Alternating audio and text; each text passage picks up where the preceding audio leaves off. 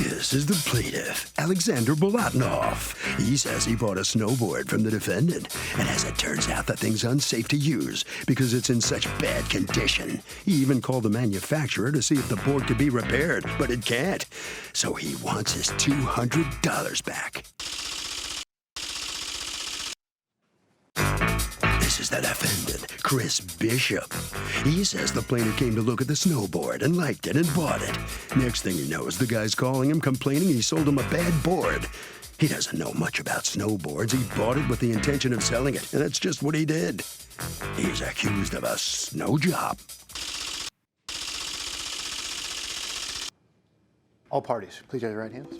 Welcome back to the People's Court. Next case in the docket, the plaintiff bought a snowboard from the defendant. It's so bad, it's unsafe. But the defendant says he bought it. End of story. It's the case of the snow job. Thank you, Douglas. Okay, Mr. Bolotnov, you are suing Mr. Bishop for $200, $150 of it, the cost of a snowboard he bought from you, that he says you should have known was unusable, you say, and $50 just to smack you for being inconvenienced. Okay, what's going on? Your Honor, on 16th of August, I purchased a used snowboard from a Craigslist ad that advertised the board as an item in great condition. And I collected the item personally, and briefly, while I was collecting the item, I checked if the bindings were working and everything. While I have very little snowboarding experience, I had to trust the seller. Why? I genuinely... Do you have any life experience? I do have life experience in purchasing. I'm 39. Okay. I do have life experience in purchasing both, bad and good items. And obviously, I try to check the snowboard as good as I could. Mm-hmm. And then I picked up the board. I you paid $150? $150 in cash. Uh-huh. And as soon as I got on the train to travel back home, I started... You got what we call buyer's remorse?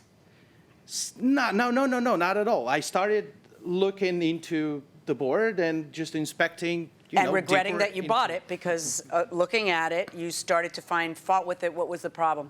I discovered the problem. And the problem was that if you look at the snowboard, mm-hmm. this was detached. And it was... What is that, though? What is that thing? Well, based on my study that I have performed after the fact, I checked on the internet articles about snowboards and the construction of the snowboards.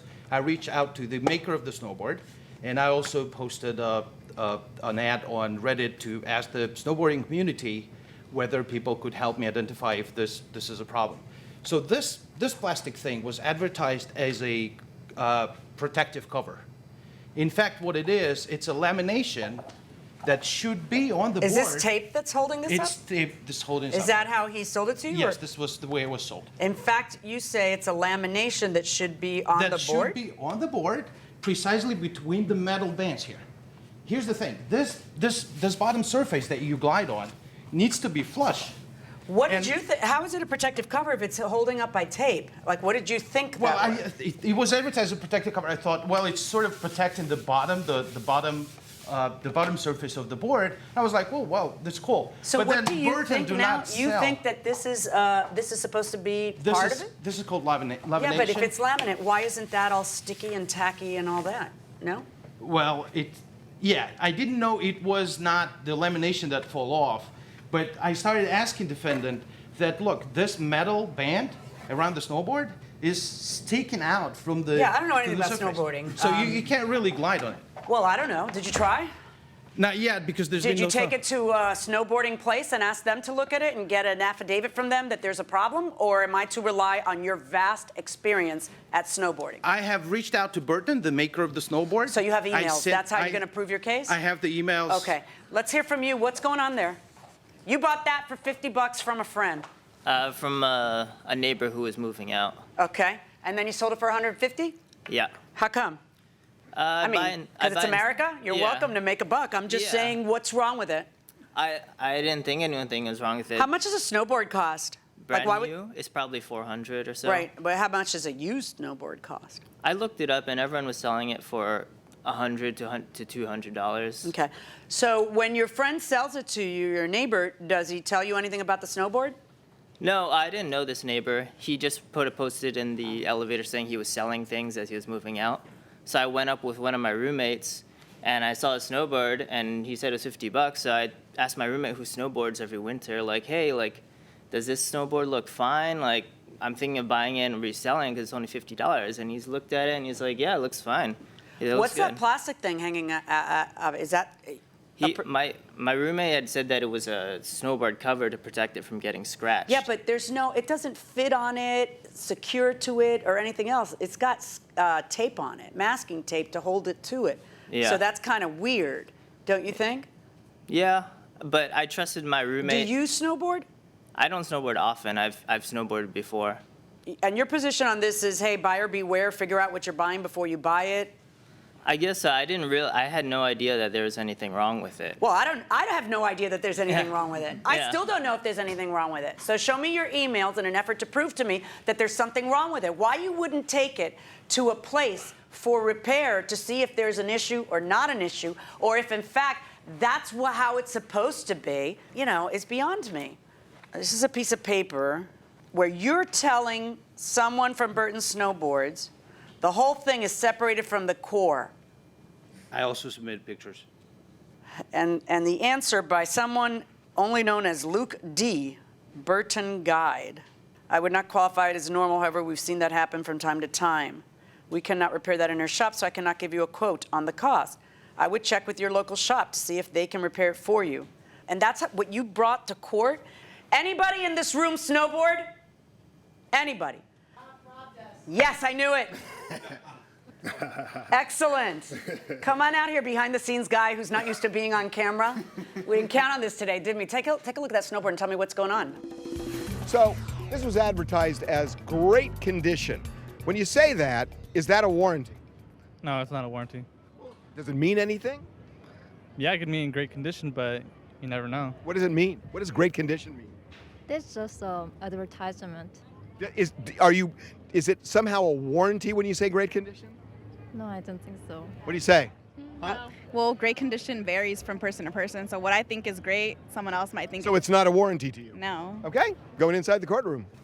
It's as though the base itself pulled off because there's a lip. And there on shouldn't be the metal. lip. It should be flush. It should be flush, that metal part outside. So Yes. do you think there's something that fell off of it? But it's not going to be that plastic that fell off of This could possibly replace what was there. I mean, this is a base material. it. It is a base material. Have you ever seen a base that opaque? Yeah. Yeah, right. I'm thinking go it's for it. pretty opaque, actually. Yeah. But you're thinking. Is it the right size? And so the bottom Probably not. should be together It with should be it? glued to the base of the snowboard. Right. Well, you don't know if that can be repaired. That's beyond you or no? Probably. How much it would cost, Yeah. I don't know. But why the entire base is missing, I'm not sure. But this is a base material. Okay. Oh, by the way, raise your right hand. You swear to tell the truth? I do. Thanks. So strange, because my usual position is buyer beware. Tough for you. But there's one thing that's bothering me, which is that you advertise that as a protective cover, which is not truthful. And I didn't think it was, because a cover covers, and that doesn't cover. Normally, it's, hey, too bad, so sad, buyer's remorse, you're on your own, you saw it, you're tough for you, there is nothing that you couldn't have seen when you were inspecting it. The only thing that's troubling me is that in your advertisement, you advertised it as a protective covering, which is misleading. And I knew it couldn't be a cover because it's just a piece that actually is the exact same size. So I'm going to order you to return this $150, not $200. Verdict for the plaintiff, $150. You get the snowboard. Well, the plaintiff gets $150 back, not the $50 he was asking for inconvenience. Mr. Bishop, you're looking like a nice guy. I'm sure you're kind of surprised. Anyway, what are you going to do with it now? You got it back. I don't know. Maybe I'll just sell these bindings for a few bucks. Okay. Yeah.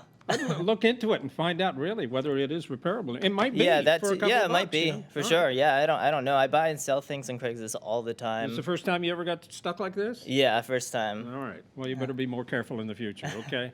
Thank you very much. You must sign a few documents. Mr. Bolotnov? You didn't know whether it was right or not, did you, when you got it? No, but I had, like, very shortly after I got it, Yeah. I started looking into this deeper. Yeah. I realized there's something wrong with it. All righty. Well, you had the courage to sue. You feel better? You didn't get $50 for inconvenience. Sorry about that. It's totally all right. I just want to make sure I follow through because the defendant would not respond to my emails or phone calls. I wanted to make sure that I follow through with this deal so that, you know, it's not left unattended. Yeah. Well, you did the right thing. Thank you. Congratulations. Feel better? Yes. I'm sure you do. Thank Okay, good enough. Harvey? So look, I mean, when you say great condition, it's puffing. That's a term in the law, which means it's not binding at all. The problem here is that this was advertised as a protective cover, and by not having it, it's fraud. So that's why the plaintiff won.